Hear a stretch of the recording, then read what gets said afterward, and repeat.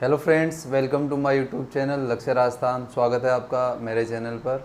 दोस्तों, वैदिक सभ्यता का पहला भाग हमने पढ़ा और वैदिक आर्यों की उत्पत्ति मतलब आगमन उनका कहाँ से है और मुख्य रूप से कैसी संस्कृति है, इसके बारे में हमने पहले वीडियो में पढ़ा।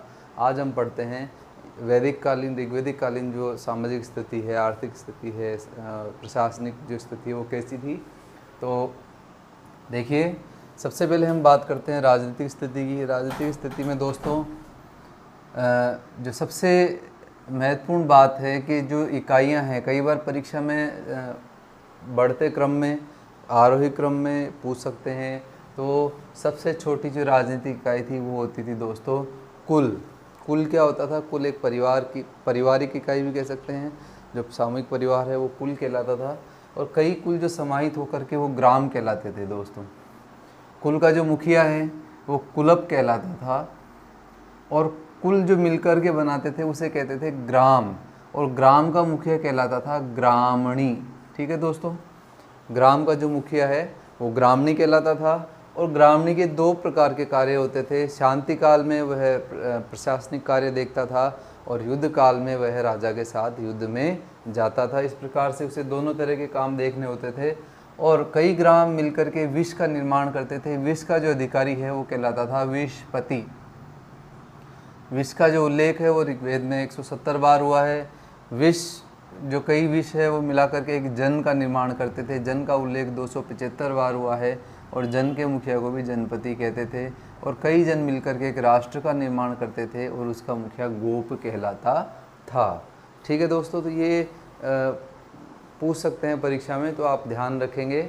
कुल, ग्राम, विष, जन और राष्ट्र। राष्ट्र सीधी सी बात है, सबसे बड़ी इकाई है, तो सबसे छोटा कुल। तो बीच के आपको याद करने पड़ेंगे। कुल से शुरू करते हैं, ग्राम, विष, जन और राष्ट्र। ठीक है दोस्तों। और ग्रामणी जो है ये दोनों प्रकार के कार्य देखता था। इसके अलावा एक शब्द है जनपद। तो याद रखिएगा, जन शब्द का उल्लेख है, जनपद शब्द का उल्लेख नहीं है वेदों में। ध्यान रखिएगा आप।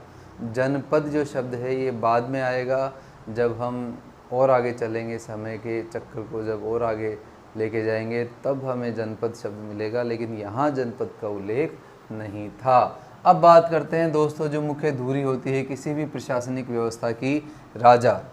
तो देखिए, जो राजा है ये उस समय आनुवांशिक पद था। मुख्यतया आनुवांशिक पद था। अमूमन यही होता था कि राजा के बेटे को राजा बनाया जाता था, लेकिन सभा और समिति जैसी संस्थाएं बहुत कठोर थी, शक्तिशाली थी। अगर राजा योग्य होता तो उससे बदला जा सकता था। राजा एक राजा न होकर के दोस्तों कबीलाई प्रमुख था। अब ये क्या है? जैसे कि मैंने आपको पिछले वीडियो में बताया था दोस्तों कि यहाँ ऋग्वैदिक काल में जो इकाइयाँ थी या जो शासन था, तो ये एक तरीके से चरवाहे जैसे थे, पशुपालन करते थे। तो यहाँ भूमि जैसी कोई सत्ता भी अस्तित्व में नहीं आई थी। खाली जो कबीला होता था उस कबीले के प्रमुख को ही राजा कहते थे। वो कबीला जहाँ चला गया वहाँ वो राजा, वहाँ का वो राजा। तो वो कबीला जहाँ जहाँ रहता तो राजा भी वहीं वहीं जाता। इसलिए भौगोलिक इकाई से राजा का संबंध यहाँ नहीं था। ध्यान रखेंगे आप। राजा के ऊपर नियंत्रण जो करती थी वो दो संस्थाएं थी मुख्य रूप से, सभा और समिति। वेरी इंपॉर्टेंट क्वेश्चन, परीक्षा में बहुत बार पूछा जाता है और कंफ्यूज भी बहुत करता है ये क्वेश्चन दोस्तों। बहुत ज़्यादा कंफ्यूजन होता है। देखिए कैसे, सभा समिति। सभा जो है उसका उल्लेख 8 बार हुआ है, समिति का उल्लेख 9 बार हुआ है। सभा क्या होती थी दोस्तों? सभा, जैसे हम अगर जनरली सोचें, एकदम सामान्य तरीके से हम विचार करें तो हम देखेंगे कि सभा जो है 2 ही अक्षर हैं, पहली बात। दूसरी बात, कुछ विशेष मतलब सभा जैसे हमने कोई सभा बुलाई। लेकिन यदि हम समिति का नाम लेते हैं तो समिति में दोस्तों कहीं ना कहीं निश्चित रूप से कुछ ना कुछ पद भी रहे होंगे और समिति का जो आकार है ये भी बड़ा रहता है। तो इस प्रकार से हम समझ सकते हैं। तो दोस्तों सभा जो है ये वृद्ध लोगों, अभिजात लोगों की संस्था थी। वृद्ध और अभिजात लोगों की, जिसे हम राज्यसभा कह सकते हैं। याद करने बहुत सिंपल तरीका है। जैसे राज्यसभा को हम वरिष्ठों का सदन कहते हैं, स्थायी सदन कहते हैं, तो इसी प्रकार से जो सभा है यह वरिष्ठ लोगों की संस्था थी। ठीक है दोस्तों। समिति जो संस्था है, समिति जो संस्था है, यह संस्था चुने हुए लोगों की संस्था थी और इसे हम कंपैरिजन करें आज के परिप्रेक्ष्य में तो इसे हम लोकसभा के समकक्ष मान सकते हैं। और यदि आपसे कोई पूछे कि लोकसभा शक्तिशाली है राज्यसभा, तो सीधी सी बात है कि राज्यसभा कम शक्तिशाली है, भले ही स्थायी है लेकिन ज़्यादा शक्तिशाली लोकसभा है, क्योंकि जो मुख्य वित्तीय अधिकार होते हैं सारे उसके पास। तो इसलिए समिति ज़्यादा शक्तिशाली होती थी, सभा भी शक्तिशाली होती थी, लेकिन समिति अपेक्षाकृत ज़्यादा शक्तिशाली होती थी। विदत एक संस्था जिसका 22 बार उल्लेख है, ये भी एक प्राचीन संस्था थी, ऋग्वेदिक प्राचीनतम संस्था। यदि परीक्षा में आता है तो आपका उत्तर होगा विदत। ठीक है दोस्तों, यह सैनिक कल्याण जैसा कार्य देखती थी। अब जो राजा हैं वो युद्ध भी करते थे, एक दूसरे जगह जाते थे तो युद्ध भी उन्हें करना होता था। तो एक बहुत महत्वपूर्ण युद्ध का उल्लेख परीक्षाओं में यहाँ करते हैं, जो परीक्षाओं में बार बार पूछा जाता है दोस्तों, दास राज युद्ध। नाम से स्पष्ट है, दास यानी 10 राजाओं का युद्ध। इसमें देखिए दोस्तों, कुछ चीज़ें हैं वो अच्छे से आप क्लियर कर लीजिए। बार बार हम पढ़ते हैं लेकिन कन्फ्यूजन रह जाता है कि देखिए भारत जो है, ठीक है, ये तो था कबीला और इस राजा के कुल का नाम था त्रित्सु और राजा का नाम था सुदास। दोस्तों याद रखिएगा, भारत कबीले के त्रित्सु कुल के राजा सुदास और पुरु और 9 कबीलों के मध्य यह युद्ध हुआ, अर्थात 9 + 1 10। तो एक तरफ 10 राजा थे, एक तरफ एक राजा था सुदास, इनके मध्य ये युद्ध हुआ और इसीलिए इसे दास राज युद्ध कहते हैं। याद रखिएगा, राजा का नाम सुदास है, त्रित्सु कुल है और भारत कबीला। ठीक है दोस्तों, 5 जो कबीले आर्य थे, 5 अनार्य थे, यदु, तुर्वस, अनु और दुह्य। ठीक है, और पुरु, ये तो आर्य, और अनार्य में शिव, भक्त, बलानस आदि 5 नाम और आते हैं। इस प्रकार से ये जो 10 राजा हैं, इन 10 राजाओं से युद्ध हुआ सुदास का और इसमें सुदास को विजय प्राप्त हुई, विजय प्राप्त हो गई, सुदास जीत गया। और यहाँ एक और कबीला है जिसने सुदास का साथ दिया, उसका नाम है श्रीजय। याद रखेंगे, श्रीजय। तो इसको ज़्यादा याद कैसे रख सकते हैं दोस्तों, देखिए 10 राजाओं से युद्ध जीता सुदास, सुदास की क्या हुई, जय। तो श्रीजय सुदास के साथ ही है, ऑब्वियसली सीधी सी बात है, जय सुदास के साथ है इसलिए वो जीत रहा है। ठीक है दोस्तों, तो इस प्रकार से 1 वर्सेस 10, इसमें 1 जीत गया। अब यहाँ बात और आती है बहुत महत्वपूर्ण प्रश्नों की कि सुदास जो है, अब ये युद्ध हुआ क्यों, कारण क्या है, इसकी पृष्ठभूमि क्या है। तो ये जो पृष्ठभूमि है दोस्तों, ये यहाँ छिपी हुई है। पहले सुदास का पुरोहित विश्वामित्र था, विश्वामित्र को उसने हटा दिया और वशिष्ठ को उसने अपना पुरोहित बना लिया। इस कारण से विश्वामित्र को गुस्सा आया, उसने बदला लेने के लिए इनको संगठित किया और युद्ध किया। लेकिन विजयश्री किसको मिली, सुदास को, और विजयश्री के समय उसका पुरोहित कौन था, वशिष्ठ। याद रखेंगे दोस्तों, विजयश्री के समय वशिष्ठ था और पहले कौन था, विश्वामित्र। एक और वेरी इंपॉर्टेंट क्वेश्चन है दोस्तों, यह जो युद्ध है यह रावी नदी किनारे, रावी परीक्षा में शायद आए, क्योंकि परीक्षा में पुराने नदियों के नाम आएंगे, जैसे कि मैंने पिछले वीडियो में आपको अच्छे से बताया था। परुष्णी नदी ऑप्शन में मिल सकता है, तो परुष्णी का मतलब है रावी, तो रावी नदी किनारे युद्ध लड़ा गया, परुष्णी नदी किनारे युद्ध लड़ा गया और सुदास की इसमें विजय हुई। सुदास का एक पिता भी था, दियोदास, उसने भी एक संबर नामक दास को हराया था, दियोदास, संबर दास। ठीक है, बाद में आगे जा कर के क्या हुआ, जो भरत और पुरु जो ये कबीले हैं, इनमें सुलह हो गई और दोनों ने मिलकर एक नए कुल का निर्माण किया जो कि और शक्तिशाली बना, कुरु। ठीक है दोस्तों, भरत प्लस पुरु = कुरु। अब बात करते हैं कि राजा की सहायता के लिए, जैसे आज मंत्री परिषद होती है, मंत्रिमंडल होता है, वैसे ही रत्नी होते थे उसकी सहायता के लिए। कौन कौन रत्नी होते थे, रत्नी का मतलब है डायमंड्स, यानी जो राजा को बहुत सपोर्ट करते थे, हर जगह साथ रहते थे। तो कौन कौन होते थे दोस्तों? सबसे पहला है सेनानी। सेनानी से यह मतलब है ऐसा व्यक्ति जो युद्ध में राजा के साथ जाता था, सेना का नेतृत्व करता था।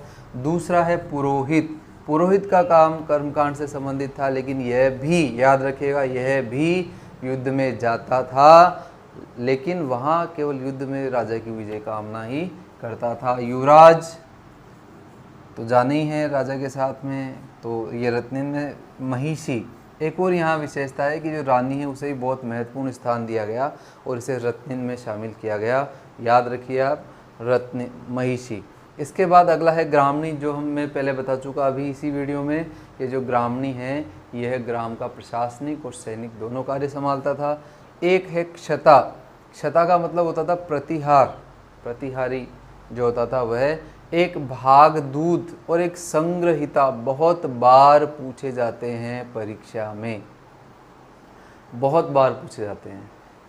तो देखिए दोस्तों, इससे आप अब भी क्लियर कर लीजिए, नहीं परीक्षा में फिर कन्फ्यूजन की स्थिति होगी और ये क्वेश्चन बार बार गलत हो जाता है, हमें याद है फिर भी गलत होता है। तो इसको कैसे हम इसका कन्फ्यूजन दूर करें? देखिए, संग्रहिता, संग्रह, संग्रह एक शब्द इसमें निकल के आ रहा है। तो संग्रह किसका होता है? कोश का।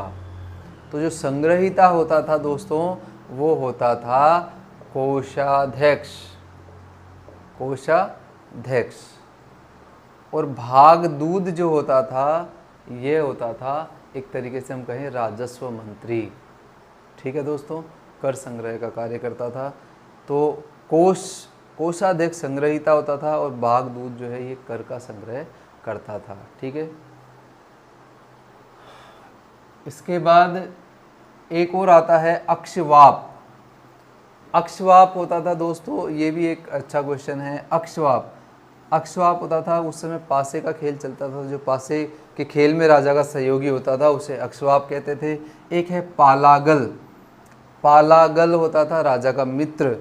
तो आप ऐसे याद रख सकते हैं, राजा का मित्र कैसा होता था? पागल होता था, जो कि उससे बार बार कहता था कि युद्ध करो युद्ध करो। एक होता था दोस्तों सूत। सूत का मतलब है जो रथ चलाता था वो। एक होता था गोविकृत।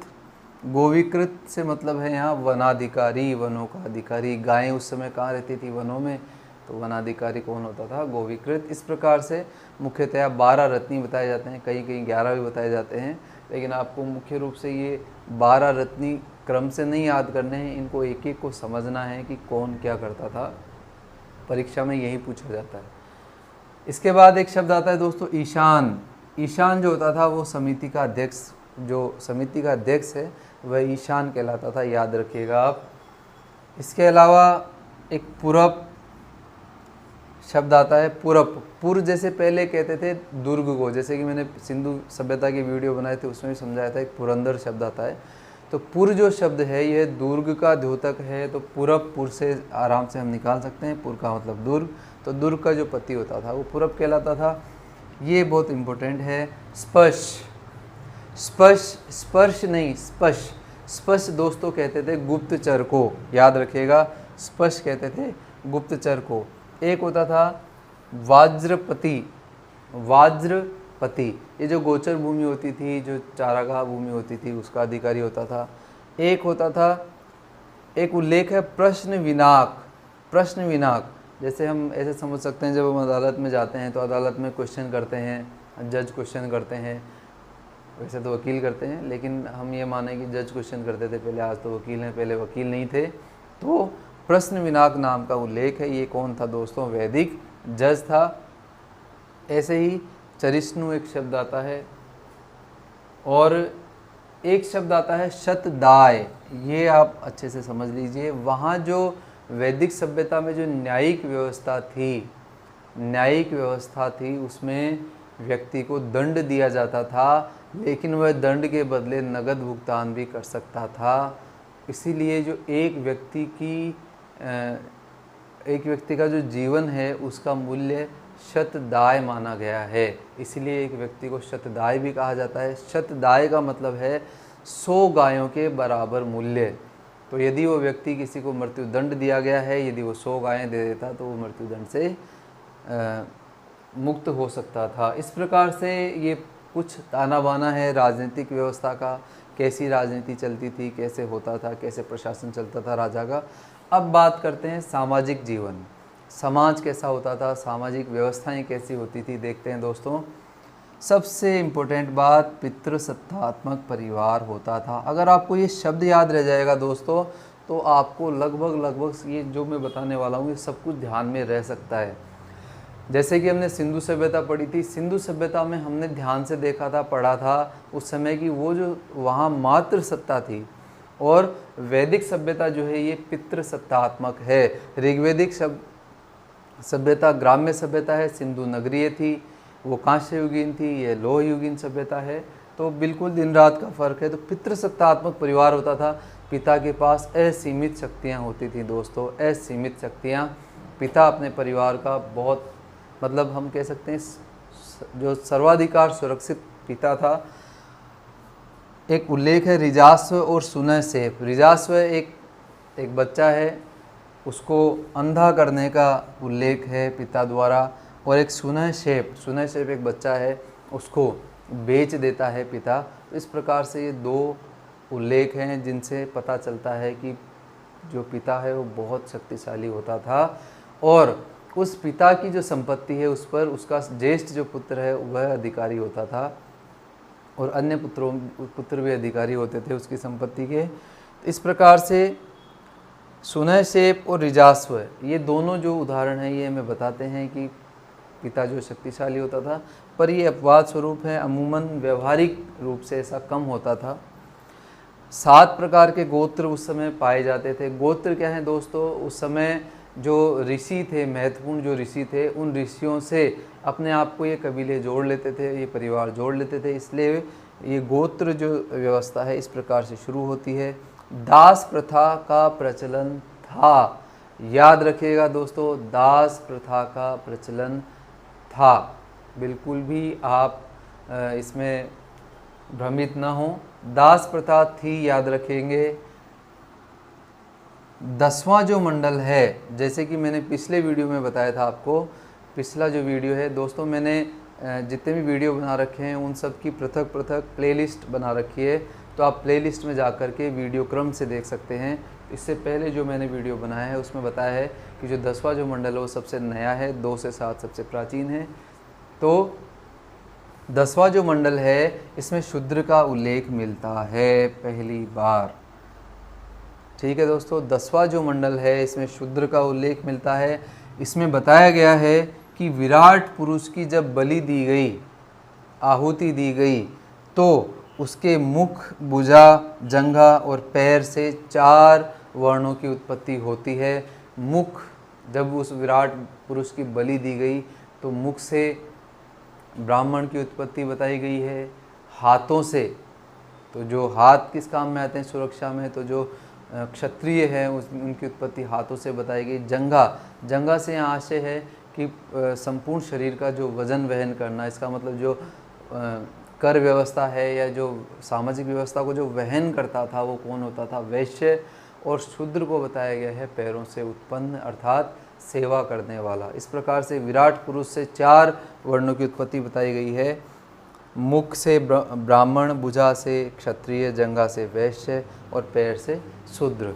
इसके बाद दोस्तों हम बात करते हैं, ये भी परीक्षा में बहुत बार आता है, वास, अधिवास और नीवी। हालांकि ये टिपिकल नहीं है। वास का मतलब है जो ये वस्त्र पहनते थे, तो 3 मुख्य रूप से वस्त्र होते थे। एक तो अधोवस्त्र, एक ऊपरी वस्त्र, और एक ऊपर वाले वस्त्र के ऊपर जो ढक करके पहना जाता था, जैसे हम कोट पहनते हैं, सूट पहनते हैं, ब्लेजर पहनते हैं, इस प्रकार से। तो वास दोस्तों होता था जो ऊपर पहना जाता था, कमर के ऊपर जो भाग पहना जाता, जो कपड़ा पहना जाता था उसे वास, और जो कमर के नीचे पहना जाता था उसे कहते थे नीवी। क्या कहते थे दोस्तों, नीवी। ऐसे याद रख सकते हैं कि निविया ब्रांड के कपड़े पहनते थे उस समय वैदिक लोग, तो निविया ब्रांड है वैसे, तो इससे हम याद रख सकते हैं, अदरवाइज आपको याद है बहुत अच्छी बात है।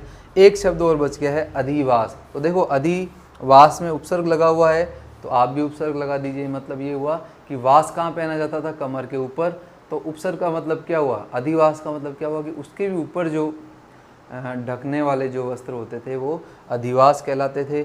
एक शब्द मिला है वधूम।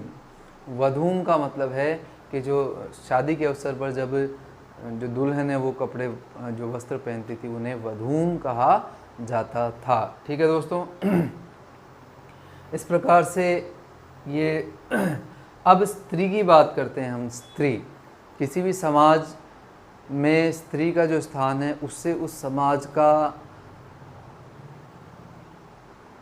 हम यश और अपयश देखते हैं, या उस समाज का सम्मान देखा जाता है स्त्री के सम्मान से। जहाँ यत्र नार्यस्तु पूजन्ते रमन्ते तत्र देवता, जहाँ नारी की पूजा होती है वहीं देवता रहते हैं। तो देखते हैं स्त्री की स्थिति यहाँ कैसी थी। तो देखिए, स्त्रियाँ जो हैं वो यज्ञ में जा सकती थी, यज्ञ उनके बिना संपन्न नहीं होता था। आज भी दोस्तों जब यज्ञ होते हैं तो बिना स्त्री के यज्ञ संपन्न नहीं हो सकता, अर्धांगिनी का होना जरूरी है। जैसे कि आपने भी रामायण के कुछ सीरियल में देखा होगा कि राम ने जब यज्ञ किया अश्वमेध यज्ञ तो उन्हें स्वर्ण मूर्ति रखनी पड़ी, लेकिन रखना आवश्यक होता था। इस प्रकार से यज्ञ में वह साथ देती थी अपने पति का। जायदेस्तम, जायदेस्तम भी कहा गया है कि जहाँ स्त्री है वही देश है, इस प्रकार से एक शब्द आता है। और ये वेरी इम्पोर्टेंट दो शब्द हैं दोस्तों, आप अच्छे से याद रखिएगा। बाल विवाह और सती प्रथा उस समय नहीं थी।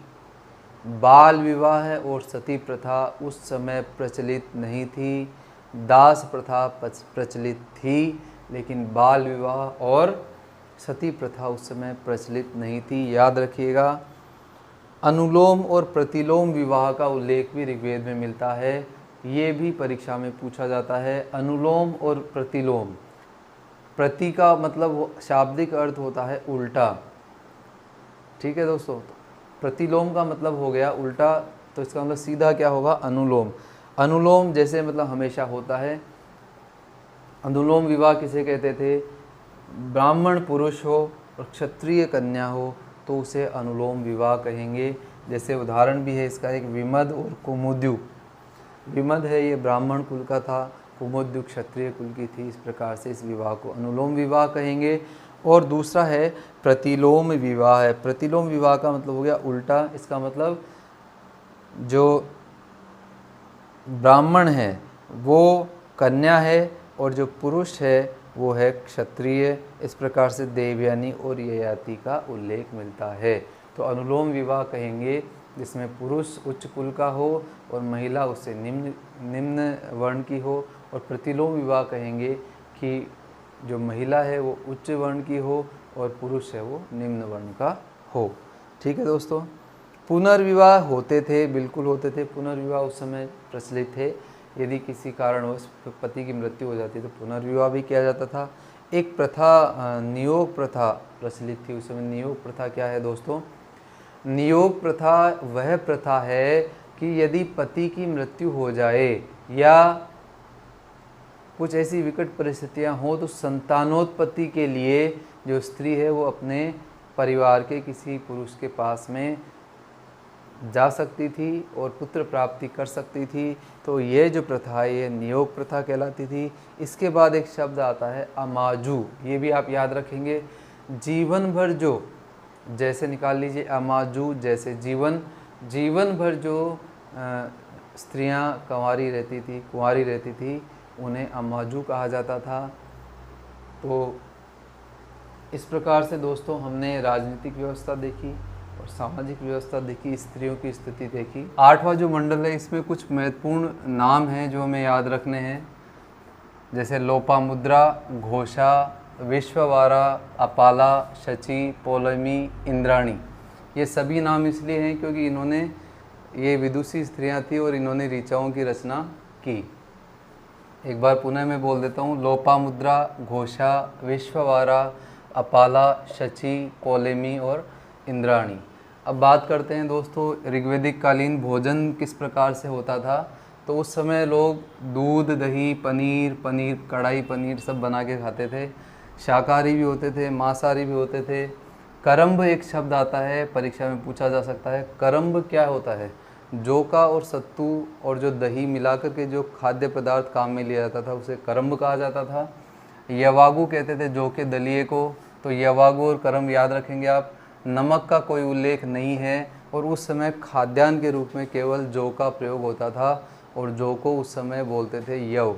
ठीक है, तो यव ही शब्द आपको याद रखना है खाने पीने में। आमोद प्रमोद, वो अपना टाइम पास कैसे करते थे? तो एक शब्द है, ये आपको समझना ज़रूरी है, उपयोगितावादी। उपयोगितावादी से यहाँ मतलब है कि वो उनके पास जो भी संसाधन है उनका वो पूर्णतः उपयोग करते थे और यह एक उपयोगितावादी संस्कृति थी। वो रथ बनाते थे अच्छे सुंदर, पासा खेलते थे, धूत खेलते थे, दुदुम्भी, वीणा, बांसुरी आदि वाद्य यंत्र है उनका प्रयोग करते थे। तो कुल मिलाकर के इनका जो जीवन था ये उपयोगितावादी था। आर्थिक जीवन, आर्थिक जीवन जो कृषि है यही सबसे महत्वपूर्ण उनका व्यवसाय था। पशुपालन और कृषि ये दोनों जो है इन्हीं पर जो ऋग्वेदिक अर्थव्यवस्था है ये पूरी आधारित थी। कुल्या एक शब्द आता है, कुल्या, कुल्या कहा जाता था दोस्तों नहर को। उस समय जो नहर जो बनाई जाती थी उसे कुल्या कहा जाता था। और चावल का उल्लेख नहीं है, जैसे कि मैंने भी बताया, केवल यव ही वो खाते थे।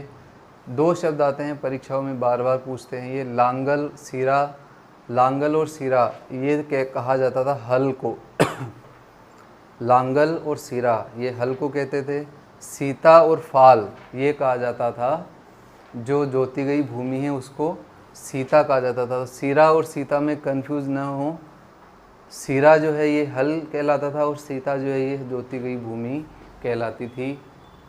इसके अलावा अश्म चक्र जो रहट जो यंत्र था, तो जो पानी खींचने का जो काम जिस चक्री से होता था उसे अश्म चक्र, चक्र से आप समझ सकते हैं अश्म चक्र कहते थे।